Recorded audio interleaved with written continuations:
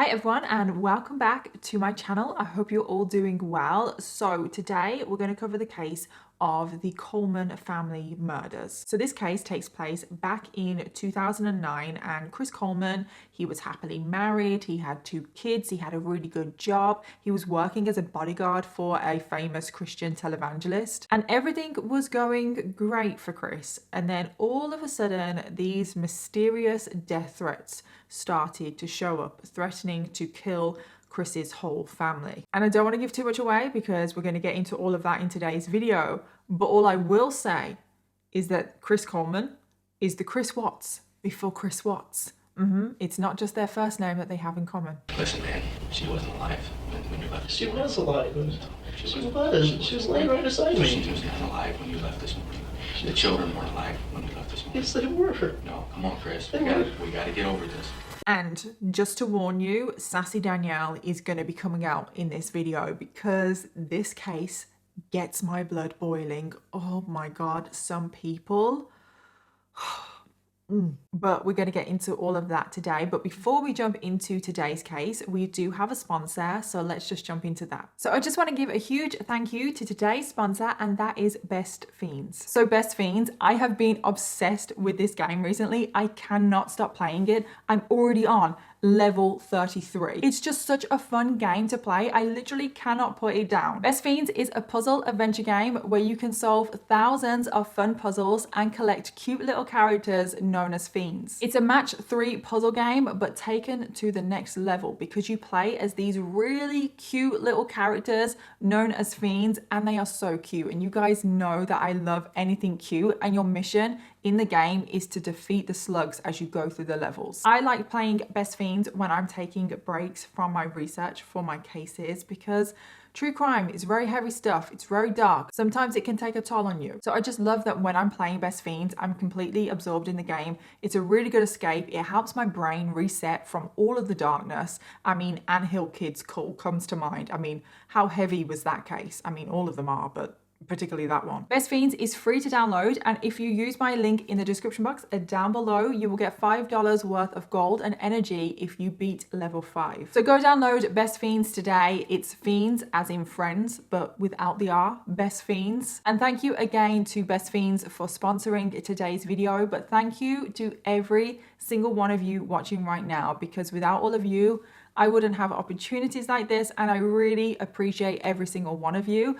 And now let's jump into today's case. So Chris Coleman was born on the 20th of March, 1977, making him a Pisces. He grew up in Chester, Illinois, with his parents, Ron and Connie, and his 2 brothers, Brad and Keith. It's said that when Chris was growing up, he was a very well-mannered child, but he was quite quiet. He was quite reserved. He was the quietest and most reserved out of all 3 brothers. And he grew up in a very religious household. His parents were both co-pastors at a local church, and religion was a huge part of the Coleman's family life. Chris had a lot to do with the church when he was growing up. Chris also really excelled in school, but he particularly excelled in sports like athletics. He actually excelled that much that he caught the attention of a Marines recruiter when he was still in high school. And this led to Chris joining the Marines straight out of high school. And once Chris was in the Marines, he worked as a dog handler in the K9 team. And again, he really excelled at this. If there is one thing that you should know about Chris, is that when it comes to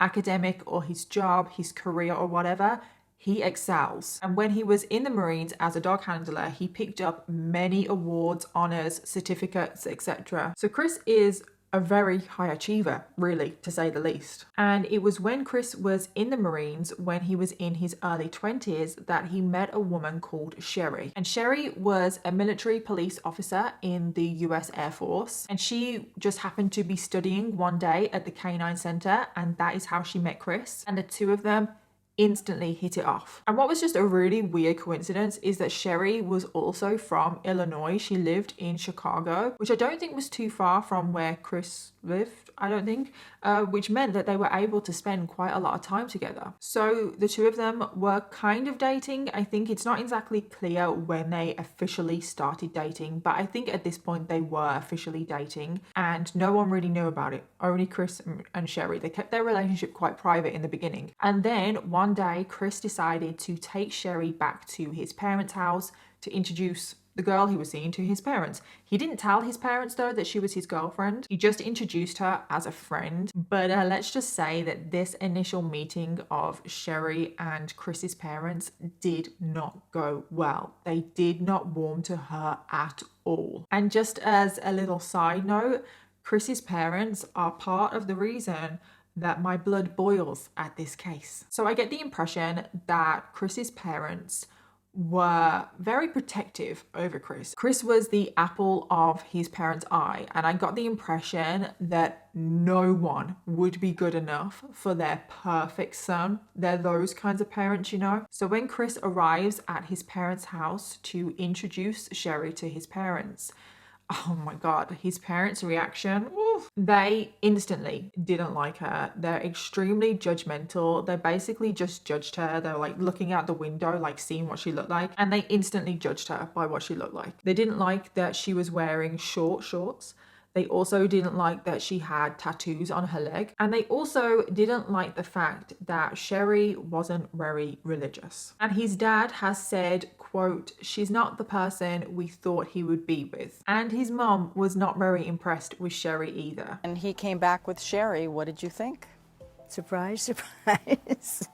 I was surprised. I wasn't impressed one way or the other. She was just a little blonde-headed girl to me. So I think it's safe to say that Sherry was not going to be in for an easy ride. They're extremely judgmental. They're definitely not the kind of in-laws that anyone would want, let's just say. And that is not the end of Chris's parents in this case. Oh God, I have a lot to say about them, but we'll get to that. So Chris introduces Sherry to his parents, and like I said, he didn't introduce her as his girlfriend. I can understand why he did this, because he was probably too scared to say that she's my girlfriend. He probably knew exactly what his parents were thinking. And I don't actually have any information about what happened at this little meeting. But after Chris says that he is taking a trip to Chicago to drop Sherry home, and then a few days pass and Chris calls his dad from Chicago and he's like, "Oh, hi Dad, how are you? How are things? How's everything going? Oh, by the way, I got married to Sherry." And Chris's dad, Ron, was just like, what? Oh my God, I would have loved to have been a fly on the wall when he heard that news. And it turned out that Sherry was pregnant. I don't know when she found out that she was pregnant. She probably knew that she was pregnant, and Chris probably knew as well when Chris took her to meet his parents. But obviously he wasn't going to say that, was he? So because Sherry had fallen pregnant, they decided between themselves that they wanted to get married, that they should get married. And Chris's parents were not happy. This made Chris's parents dislike Sherry even more because they felt that Sherry had trapped Chris by falling pregnant. And I'm just like, did you not pay attention in biology class? Because it takes two to tango. And this is not what Sherry had done. She hadn't trapped Chris by getting pregnant. She had just fallen pregnant. And I can't believe that they were trying to blame Sherry. So Chris is now a husband. He's about to become a father. And Chris and Sherry settle into a house in Columbia, Illinois, which is about an hour from Chris's hometown. And not too long after the birth of their first child, Sherry falls pregnant again, and they have two children, two sons called Garrett and Gavin. So now that Chris's life has completely done a 180, he's a husband and he now has two kids, he feels like he wants to leave his job in the Marines. He wants something that is a bit more settled, a little bit closer to home. And this is when he found a new job as the bodyguard to famous Christian televangelist Joyce Myers. Now, I didn't know who Joyce Myers was, so from what I found out, she is one of the most famous Christian Bible teachers in the US, if not the world. She is a best-selling author as well as a television presenter, and she tours the world. She does a lot. She's a very busy person. It's perfectly okay for you to go ahead and have a good time while God's working on your problem. And she's pretty famous as well, and famous people need bodyguards. And this is how Chris got the job as a bodyguard, because it turns out that Joyce Myers was a family friend of the Coleman family. She had actually watched Chris grow up, so this is how he got the job as her bodyguard. So Chris starts this job and it pays well. He was getting over $100,000 a year for doing this job, and he loves this job as well because he gets to travel the world. Although I've got to say, he left the military to get a more like settled job, like, you know, traveling the world as somebody's personal bodyguard doesn't really seem like a settled job, but whatever. So he has this job, things are going great, he's excelling in his job as well, because like I said, when it comes to anything academic or career-wise, Chris really excels. He throws himself into it and he does really well. Which, I'm not saying that this is a trait of a psychopath, but it kind of is. When you hear like the rest of the case, I kind of think he might be a psychopath. So right now, things are going great for Chris. He has a loving wife, he has 2 amazing sons, he has this amazing job, he has this really nice house in the suburbs. He really enjoys his job as well, and everything's going great. But that doesn't exactly last for long. As the years pass, cracks start to form in Chris and Sherry's relationship. And most of the reason of the tension and the drifting apart was because of Chris's job, because he was traveling so much. I mean, he wasn't really at home very often. And to make matters worse, I've got to take a brief pause. I got to gather myself for what I'm about to say. Chris started to get angry at Sherry because she wasn't performing her wifely duties.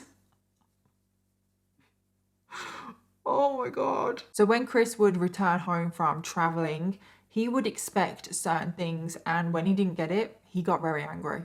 And I'm just like, oh my God, the nerve of this man. Maybe if he was a decent person, maybe she would be more up for it. And it's reported that Chris started to get a wandering eye because he wasn't getting it at home, so he looked elsewhere. And this caused Sherry to distrust him, which I'm like, duh, of course it did. And to make the matters even worse for the whole family, Chris started receiving hate mail and threatening messages. And these threatening messages were directly related to his job as a bodyguard to Joyce Myers. The person sending these messages absolutely despised Joyce Myers. And the messages that Chris was receiving were saying things like, tell Joyce Myers to stop preaching her BS or I will kill your whole family. And to begin with, the threatening messages were being sent via email, but no one knew who was sending these emails. They did have an email address of the person sending the emails, and the email address was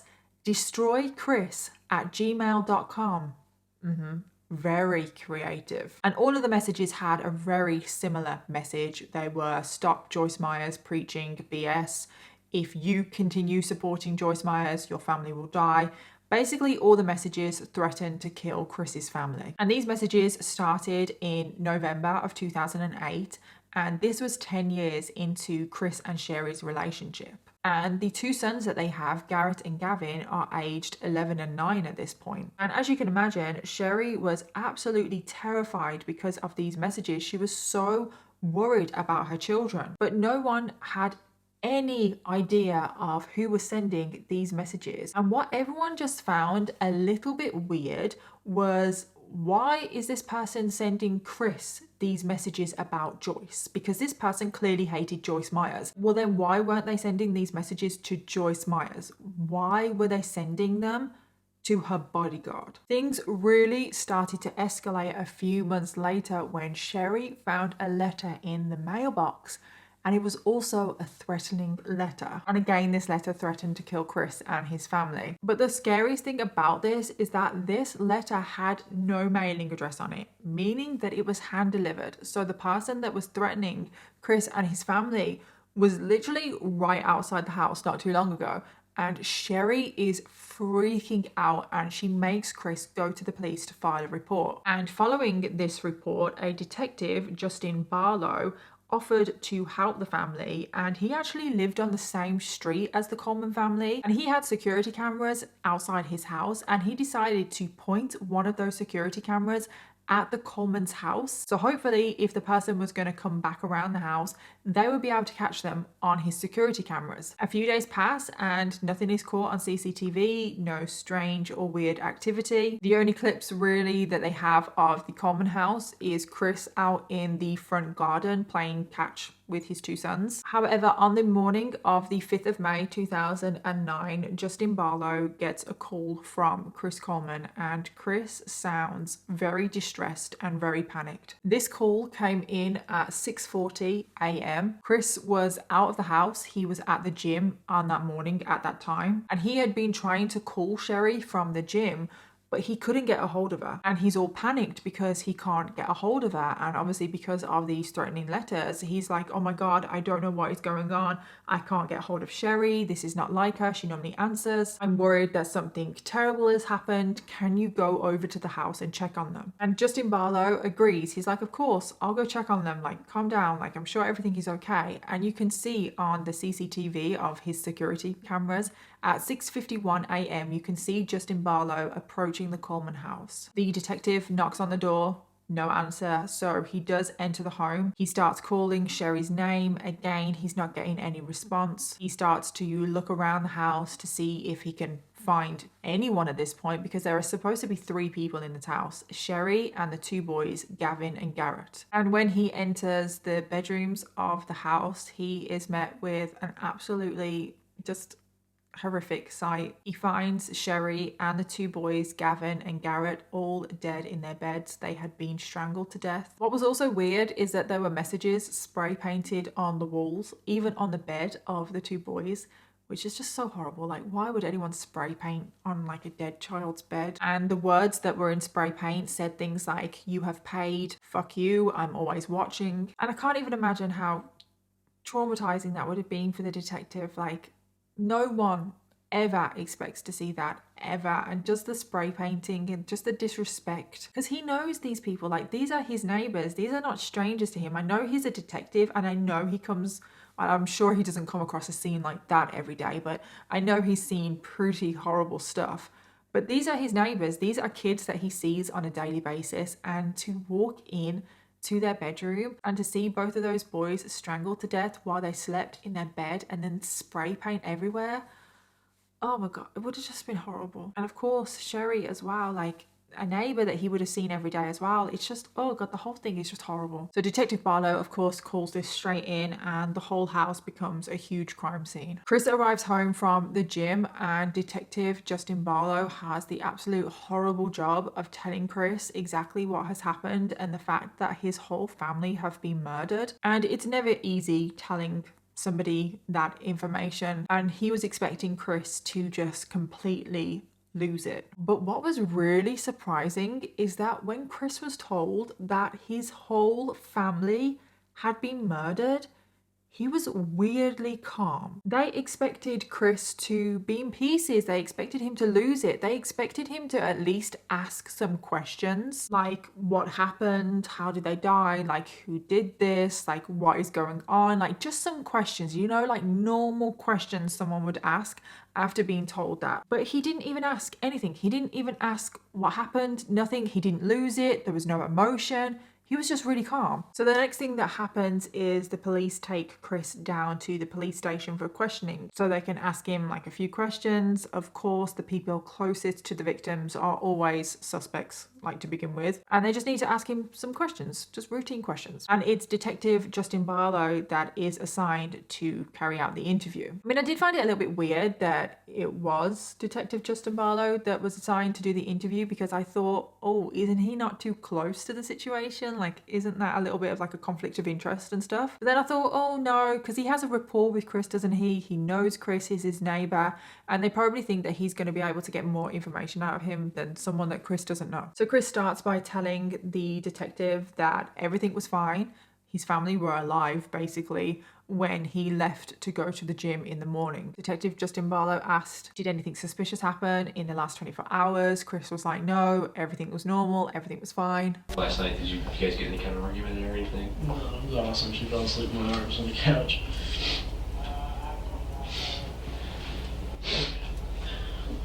If I just been there this morning. The detective then noticed some scratch marks on Chris's arm, and he asks Chris, like, where did those scratches come from? And Chris all of a sudden started acting shifty. And Chris was like, oh, I got angry when I was in the ambulance and I started punching a pillow. Since when does anyone punch a pillow and get scratch marks on their arm? Like, surely he should have come up with a better story than that. And the detective at this point is just like, yeah, okay, I think we have a suspect here. I don't know if the detective thought that Chris was guilty at this point, but he definitely thought that Chris was hiding something and he knew more than he was letting on. But did anything else happen that you're not telling me? Chris, I'm getting the sense that you're not being 100% truthful. So as the interview is going on, the crime scene, the house, is obviously being looked at. And information is coming into Detective Justin Barlow all of the time. And a huge discovery is made. The time of death of all 3 victims was before 3 a.m. When you left the house this morning, was your wife alive? Oh, yeah. What would you say if I told you that I don't think she was? I don't know what to tell you. I mean, I think she was. Which completely contradicted everything that Chris said, because Chris said that his family were alive when he left for the gym at 5:43 a.m. So the time of death was hours before apparently Chris left for the gym. And when Chris is confronted with this in the interview, he starts getting all whiny, he starts putting on a voice. He basically starts acting like a toddler because Chris thinks if he acts like this, he'll get what he wants. Listen, man, she wasn't alive when you left. She was alive. She was. She was laying right beside Listen me. to me. We can go back and forth with this all day long, but the physical evidence doesn't lie. She was not alive when you left this morning. The children weren't alive when you left this morning. Yes, they were. No, come on, Chris. They We gotta get over this.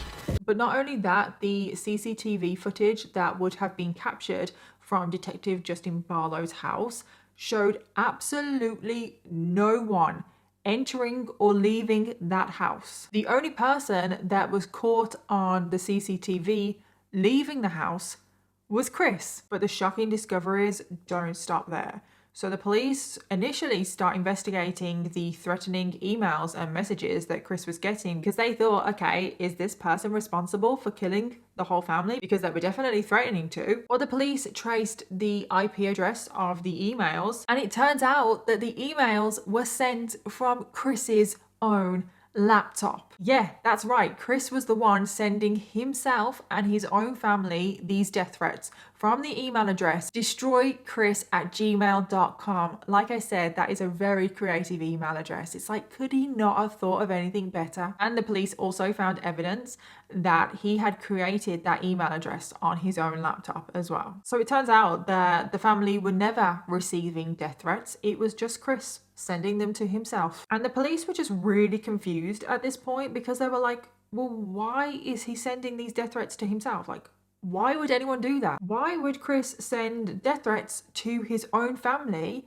But also, why would he murder his whole family? And it doesn't take long for the detectives to get to the bottom of the reason why. Chris had a mistress. Chris had been having an affair behind his wife's back. And when the police started going through Chris's phone records and emails, it didn't take them long to figure out who he was having an affair with. And I've just got to stop doing my makeup for a second because we need to brace ourselves again. So it turns out that the woman that Chris was having an affair with was Sherry's best friend from high school. It's like one thing to have an affair, but to have an affair with the best friend from high school, what? It's like there are so many other people, like, don't have an affair, but like if you're gonna have an affair, there are so many other people, like why would you go there? And when the police looked through the emails and the phone records, they realized that this affair had been going on for months. So do you remember with Chris's job, he would fly around the world with Joyce Myers? Well, it turns out that when he was flying all around the world, he was flying out his mistress, whose name is Tara, by the way. I didn't say, did I? Yeah, he was flying Tara out whenever he was on work trips so he could spend time with her. And the two of them were living it up, going on lavish luxury dates, having all of these fancy meals, getting all dressed up, being all romantic, all behind Sherry's back. Initially, Chris tried to deny the affair, which I don't know why he did that. I mean, he's not stupid, okay? Like, he's pretty intelligent. Surely he would have known that they had all of this evidence. Had you seen anyone else outside of your wife in a romantic way? No. Tara in Florida, I've talked to her a ton lately, but... And what's with that? I mean, just a friend, somebody to talk to. Had a close friendship. But were you actually doing anything that you felt wouldn't be approved by your wife? Some of the conversations.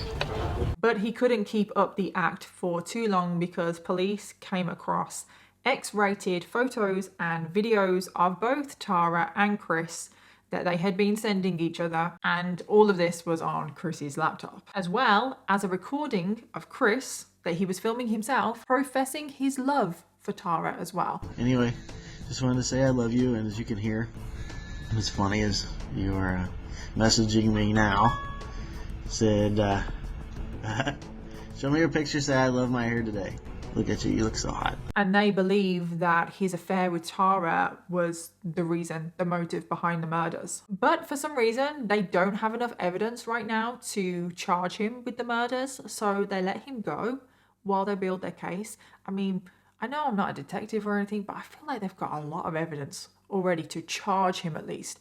But whatever. So they keep digging into the affair because they think that that is the motive. They concentrate on that. And on Chris's laptop, like, I just find this so creepy. There was so much information about Tara, like her measurements, like everywhere, and her underwear size and her ring size. He was buying her rings. They were looking at rings together. Chris did buy Tara a promise ring because they were planning on getting married at some point. Apparently, Chris and Tara had already decided on a wedding date. It's like he's married. Like, you're getting a bit ahead of yourself, aren't you? I just found this really weird. There was a list of baby names on Chris's laptop of the names that he wanted to call his children with Tara. It's like, why don't you be a good dad to your own two sons that you already have? And then this just makes my blood boil. Oh my God. I'm gonna have to hold my tongue here. So at the funeral of Sherry and Gavin and Garrett, Chris did attend, but the whole time he was texting Tara. He was just saying how much he loved her and how much he missed her. And I'm just like, for 1 second, put your goddamn phone down. You are at the funeral of your wife and your 2 sons that you murdered. At least show a little bit of respect and stop texting your mistress. So the police are now thinking, okay, we need to speak to Tara about all of this. So the police go to Tara's home to speak to her there first. They ask her if she was having an affair with Chris, like what are all the details? And she is nothing like Chris because he was trying to hide the affair. No, she is spilling all of the details. How long have you been in a relationship with Chris? Since late November, early December. Where all you guys been together? Phoenix and Hawaii, Maui. What would you tell his wife when he was gone? He would have just told it, that he was working. So Sherry was not aware of the affair that you and him were having? No, I know she suspected, but he always would take pictures when he was going to sleep to prove that he wasn't sleeping with her or anything. See, now to us, he tried to paint it as a rosy, perfect marriage. No, they never kissed, never hugged. Registered on some wedding sites and stuff, looked at some rings. I looked at stuff, but with his job, he can't be living with anybody unless he's married. Had you guys ever talked about having children together? Without remorse, she openly, almost proudly, tells the police that her and Chris were in love, that they were looking at rings together, they were planning on having children. She just really has no shame. It's actually disgusting. So during the interview, her work phone her up and are like, are you coming into work today? And she responds in the weirdest way. Like, oh my God, I can't. I will insert the clip so you can see it because I can't put into words how bizarre that is. It's Tara. Hey, no, I'm in the middle of a really high-profile murder investigation.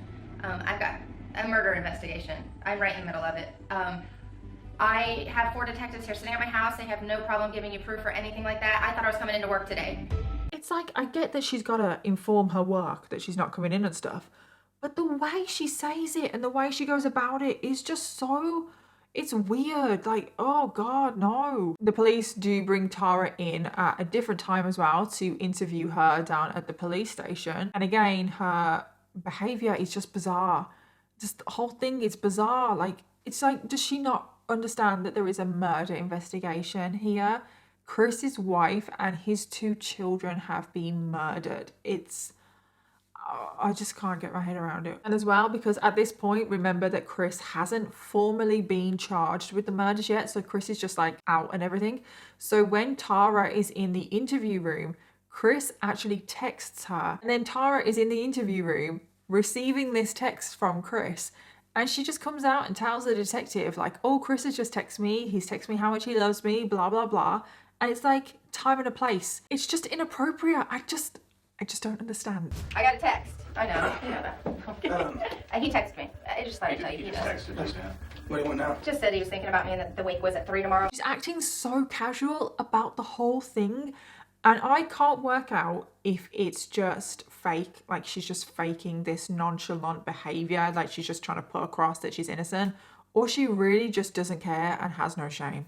I don't know which one it is. The police also obviously grill her if she knew about the plan to murder Chris's family, and as soon as they get onto this topic, her behavior changes. Like, you can see in her body language, it just switches. Did Chris tell you anything about these, or that he was planning anything like this? Absolutely Did you not. have any knowledge of these homicides? No knowledge. Before, like it or not, unfortunately, your name is Tara Motive. Exactly. So before, she was acting all nonchalant, she was like relaxed, the way she was sitting, like everything. And then as soon as the detectives start questioning her about the murder and if it was planned and all stuff like that, her body language changes. She crosses her arms, she crosses her legs, like she keeps crossing them and uncrossing them. And she's also like really holding the chair really tight and like pushing back like this, literally as if she wants the room to swallow her, like she wants to get out. Now, I'm not saying that that is like evidence of her guilt or whatever. I just found it really bizarre how you can literally see with your own eyes her change in behaviour in her body language. I bet you're dying to know, aren't you, how Chris's parents reacted to these accusations. To no surprise, they both tried to deny the whole thing. They both tried to deny the affair with Tara, and of course they're going to deny the murders. So Chris's dad, Ron, first tries to deny the affair, tried to deny that it ever happened. And then when he clearly figured out that he could no longer deny it, like there was just so much evidence, he tried to blame Sherry for the affair, saying that she wasn't performing her wifely duties. That wifely duties again. And this meant that she didn't respect Chris. Tara was just meeting a need that Sherry at the time wasn't taken care of. But I don't understand. Well, I mean, every man's got his desires, and every man has to be respected. It's built into every man. If your wife doesn't respect you, then you're going to find respect someplace else. So are you saying that Sherry was a bad wife? Just at that short, brief time, she had stepped back from doing her job as a wife. I just have no words for this man. I really don't. Remember that he's a pastor. I just feel like that's important. And he's basically saying that because Sherry wasn't having sex with Chris, that means that she doesn't respect him. Yes, I know. He's really saying that sex equals respect. My God. And because Sherry is not giving the respect that Chris deserves, then Chris has every right to search for that respect somewhere else. It's not too hard, is it, to figure out why Chris turned out the way he did. Let's just say the apple doesn't fall far from the tree. But it gets worse. I wish it didn't, but it does. So the police search Ron's laptop. I don't know why they search Ron's laptop. Maybe they just want to be thorough. Maybe they had a suspicion that something might be on there. But thank God they did search it, because on Ron's laptop, the police find naked pictures of Tara. I know, you can't make this stuff up. Since going through your phone Okay. and computer, and obviously we've done the same with Chris's and even his dad's. And Right. there happens to be a picture of you rather compromising on his father's computer. Okay.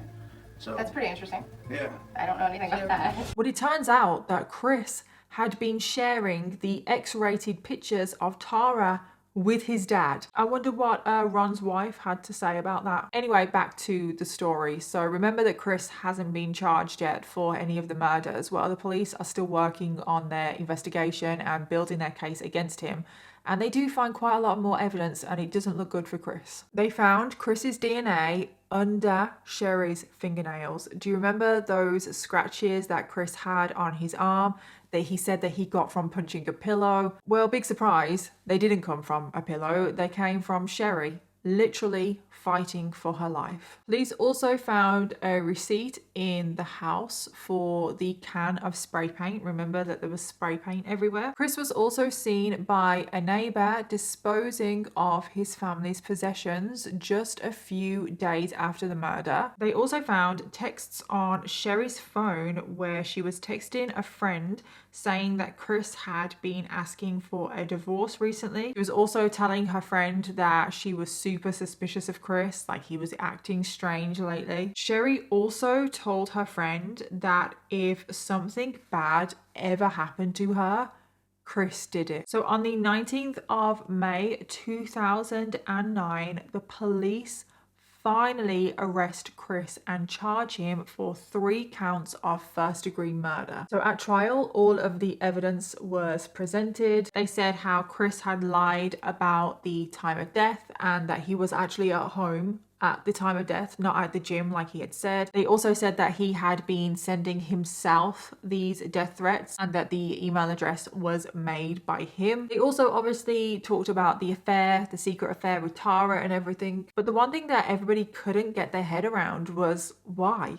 Why did Chris kill his wife and his 2 sons? Like, why? Yes, he was having an affair, but that still doesn't explain why he did what he did. Well, it turns out that, remember Chris's job? He worked for the famous Christian televangelist Joyce Meyer. And Chris believed that if he got a divorce, that he would get fired from his job. So that is why he cooked up this whole plan to murder his wife. I don't know why he murdered his 2 sons. Also, he would become a widow and then he would be able to marry Tara and keep his job. I mean, that's what they're saying the motive is. I just don't get why he murdered 2 innocent children.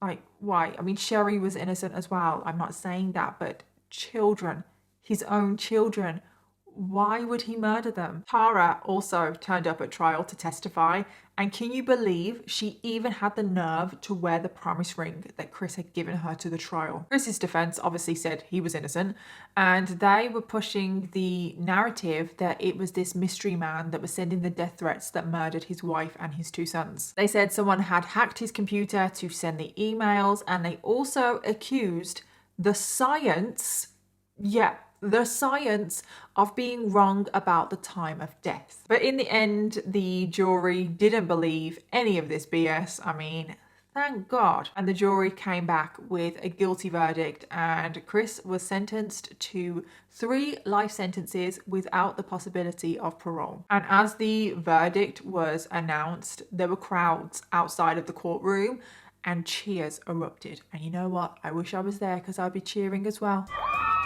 After the sentencing, Chris has continued to plead his innocence. He continues with the theory of this mystery man that was sending the death threats. They were the one that murdered his family. Did you kill your wife and your 2 boys because you wanted a life with your mistress? No, absolutely not.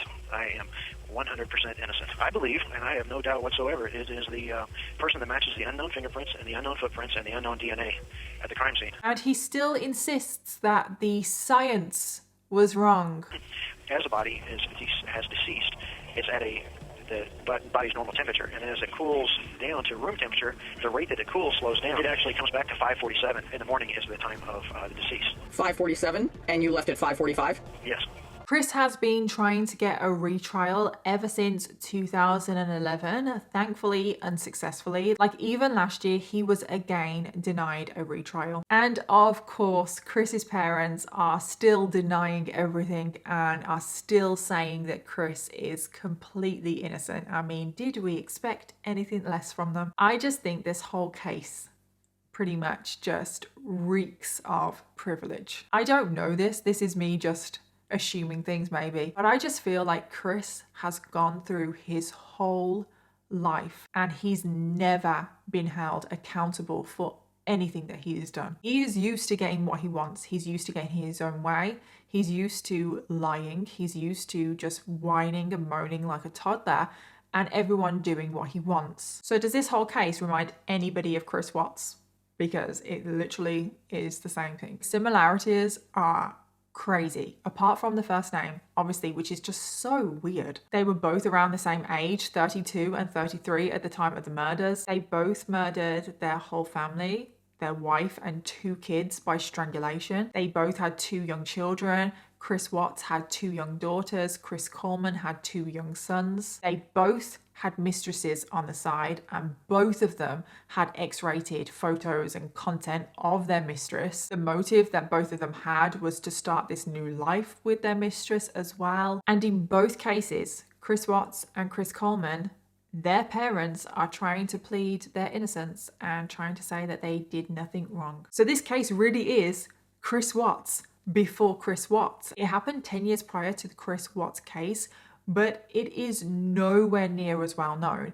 And the only thing that I can think of is that Chris Wattẓ happened in 2018 in like the height of social media. Like everyone has social media, everyone's on their phones, everyone's on the internet. And the case of Chris Coleman happened in 2009, where social media and everything was in its infancy. And I just don't get what possesses these people to murder their whole family. Why do these people not know the word divorce? I just don't get why these people think that the only answer is murder. Like, how does one think like that? And there is no doubt in my mind, not that I'm diagnosing him, but there is no doubt in my mind that Chris Coleman and Chris Wattẓ, but this video is about Chris Coleman. Chris Coleman is a psychopath. And what happened to Sherry and Garrett and Gavin is just absolutely heartbreaking. And Chris is just still like pleading his innocence, trying to get out. And it's just like, oh, just admit what you did. It's like, stop making this all about you. But he's a narcissist, so he doesn't know how to do that. And my heart goes out to Sherry, Gavin and Garrett's family. I hope they're okay. And I just wish that Chris would just admit what he did and just come out with it, you know, give the family some closure. I had a lot of opinions in this video. I'm never one to shy away from my opinions, but I want to know all of your thoughts, theories and opinions. Let me know in the comments down below. And don't forget to let me know your case suggestions. Leave them down below because I always want to know what you want to hear next. And I'll see you all in my next video. Bye.